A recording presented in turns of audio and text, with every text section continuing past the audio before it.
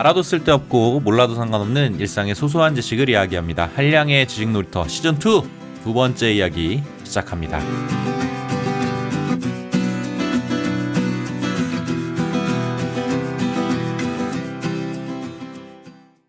안녕하세요. 반갑습니다. 한량의 지식놀이터 진행자 한량입니다. 오늘은 인간관계에 대한 이야기 해보겠습니다. 오늘의 주제. 좋은 대화의 시작은 질문이다. 여러분은 인간관계에서 가장 중요한 것이 무엇이라 생각하시나요? 저는 인간관계를 시작할 수 있게 해주는 대화라고 생각하는데요. 여러분들은 낯선 사람들과 대화를 나누는 게 자연스러우신가요? 저는 조금 소심하고 소극적인 성격이라 낯선 사람과 대화가 참 어색하고 또 먼저 나서서 대화를 주도하는 일이 참 힘들더라고요. 그래서 평소에 인간관계나 커뮤니케이션 스킬에 더 관심을 갖게 되는 그런 이유인 건지도 모르겠습니다. 인간관계의 시작도 대화인데요. 이 대화를 잘하기 위해서는 또 어떻게 해야 할까요? 낯선 사람과 어떻게 좋은 관계를 이루고 또 좋은 대화를 시작할 수 있을까 고민이 되는데요.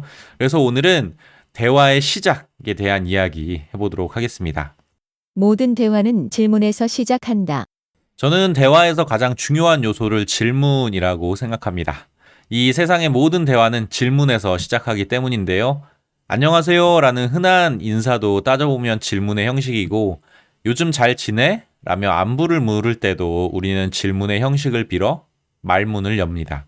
밥 먹었어? 지금 뭐해? 처럼 일상의 소소한 대화 대부분이 질문으로 시작하는데요. 실제로 대화의 주도권을 가지고 흐름을 이끌어가는 사람은 이야기를 하는 사람이 아니라 질문하는 사람이라는 말도 있습니다. 그만큼 대화에서 질문은 중요한 역할을 하는데요.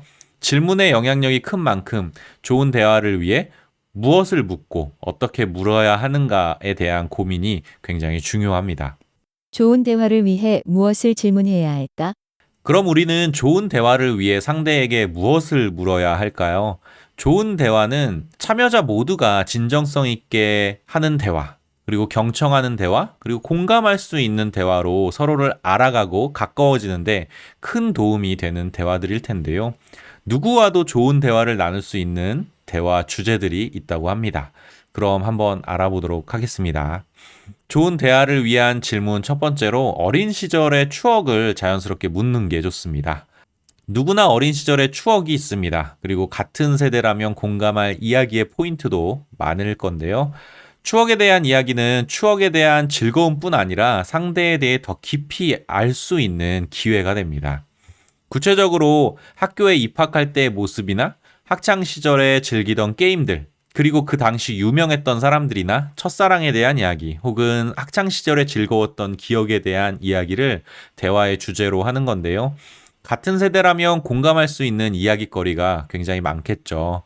자연스럽게 어린 시절의 추억 이야기를 질문해 보는 것도 여러분들이 대화를 시작할 수 있는 좋은 방법입니다. 좋은 대화를 위한 두 번째 질문은 여행기입니다.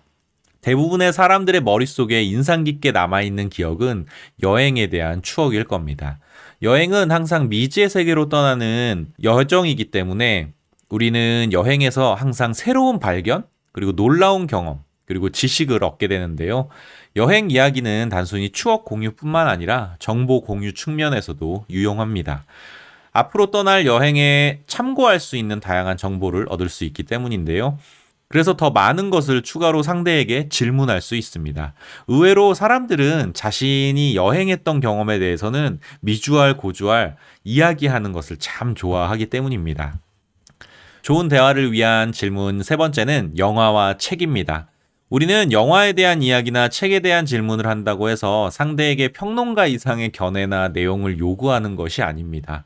자신이 감명 깊게 본 영화나 책, 그리고 최근에 본 영화나 책에 대한 가벼운 감상을 묻는 건데요.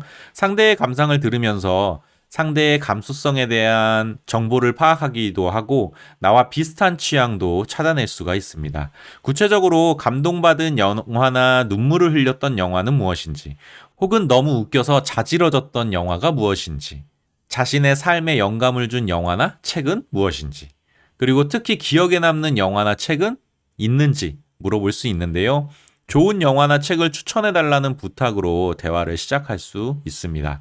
물론 영화, 책 말고도 드라마나 TV 프로그램에 대해 이야기 나누어 볼 수도 있겠죠. 많은 사람들이 보고 즐기는 프로그램을 주제로 삼는다면 누구와도 이야기 나눌 거리가 많고 흥미로운 대화의 시작이 될 것 같습니다. 좋은 대화를 위한 질문 네 번째는 음악입니다. 음악 또한 개인의 취향을 반영하는 영역인데요. 음악을 좋아하지 않는 사람은 없을 겁니다. 인간이 탄생한 이래 음악은 거의 항상 어디서나 우리와 함께 해온 문화인데요. 음악은 모든 사회, 인종, 종교, 그리고 이념을 포괄하는 보편적인 언어라고 합니다. 그래서 대화를 나누는 두 사람은 어떤 면에서는 서로 극단적으로 다를 수 있지만 음악에 대한 취향은 또 비슷할 수도 있는 겁니다. 유쾌한 대화를 원한다면 좋아하는 가수나 음악에 대한 취향, 평소에 듣는 플레이리스트 같은 것들을 물어볼 수 있겠죠. 상대의 취향이 나와 비슷하다면 더 깊고 즐거운 대화를 나눌 수 있는 기회가 될 겁니다. 좋은 대화를 위한 질문 다섯 번째는 반려동물입니다. 요즘 반려동물을 키우고 또 관심 가진 사람들이 많습니다. 특히 강아지와 고양이에 대한 인기는 식지 않는데요. 누군가에게는 반려동물이 자신의 삶이자 가족이고 친구인 경우도 많습니다. 그래서 그런 분들에게는 반려동물에 대한 질문이 행복한 대화를 이끄는 시작이 될 수 있습니다. 좋은 대화를 위한 질문 여섯 번째는 음식입니다. 사람들은 누구나 자신이 좋아하고 싫어하는 음식이 있고 다양한 음식에 대한 자신만의 취향과 주관이 있습니다. 그래서 음식에 대한 이야기는 가볍고 즐거운 대화를 나눌 수 있는 좋은 소재인데요. 예를 들어 탕수육을 먹을 때 소스를 부어 먹는지 찍어 먹는지 묻는다거나 냉면을 먹을 때 비냉인지 물냉인지 밸런스 게임인 척하고 물어보면 자연스럽게 대화를 시작할 수 있습니다. 어찌 보면 음식은 매우 사소한 대화 주제인 것처럼 보이지만 사실 우리 삶의 인간적인 모습과 일상적인 모습을 가장 쉽게 보여주는 주제가 될 수 있습니다. 그리고 맛집에 대한 이야기도 빼놓지 마세요. 경험상 맛집 정보는 TV가 아니라 사람에게 직접 얻는 게 최고더라고요. 좋은 대화를 위한 질문 일곱 번째는 취미입니다. 이 세상에 취미 하나 없는 사람은 없을 겁니다. 하다못해 술을 자주 마신다거나 넷플릭스 보는 것도 하나의 취미로 생각할 수 있습니다. 취미란 자유시간에 하는 가장 좋아하는 것이기 때문에 사람마다 취미는 다양하겠지만 하나 분명한 것이 있다면 식물을 돌보건 드라마를 보는 것이건 아니면 산책을 좋아하건 우리의 취미는 이 자유로운 활동이라는 건데요. 자유로운 활동이라는 건 억지가 아닌 자신의 선택으로 하는 활동이잖아요. 그렇기 때문에 우리의 취미는 우리의 성향과 내 주관, 그리고 내 생각이 충분히 담겨져 있는 겁니다. 그래서 취미에 대한 질문은 상대를 좀 더 깊이 이해하고 더 솔직한 대화를 이어갈 수 있는 시작이 될 겁니다. 자, 여기까지 좋은 대화를 위해 무엇을 질문할까에 대한 이야기 나누어 보았는데요.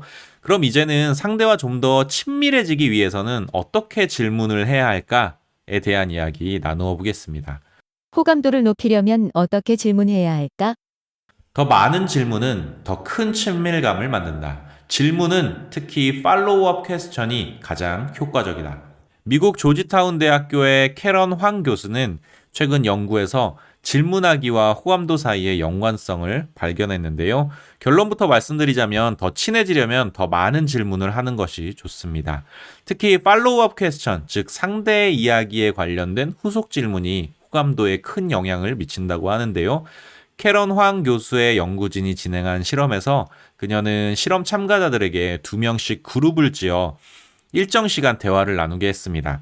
그리고 대화를 마친 후에 실험 참가자들에게 대화 상대에 대한 호감도를 평가하게 했는데요. 호감도는 경청, 이해, 검증, 배려 등 인간관계의 다양한 상호작용 요소들에 점수를 부여하는 방식으로 진행되었습니다. 결과는 어떻게 되었을까요?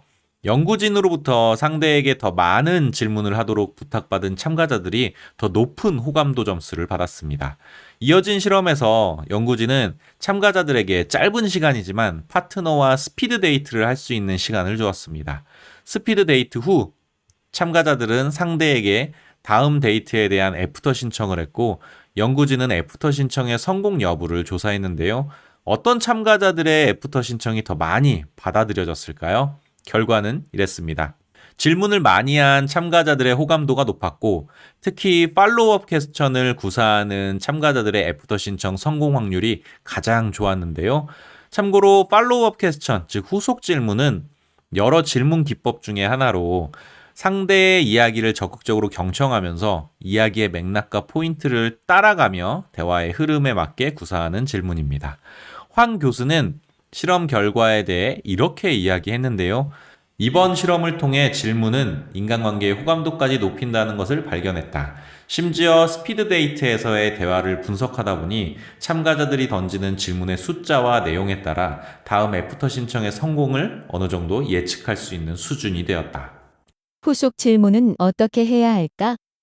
지금까지 팔로우업 퀘스천, 즉 후속 질문이 대화 상대의 호감도와 친밀도를 높이는 효과에 대해 이야기해 보았는데요. 그럼 실제 대화에서 후속 질문은 어떻게 활용해야 할까요?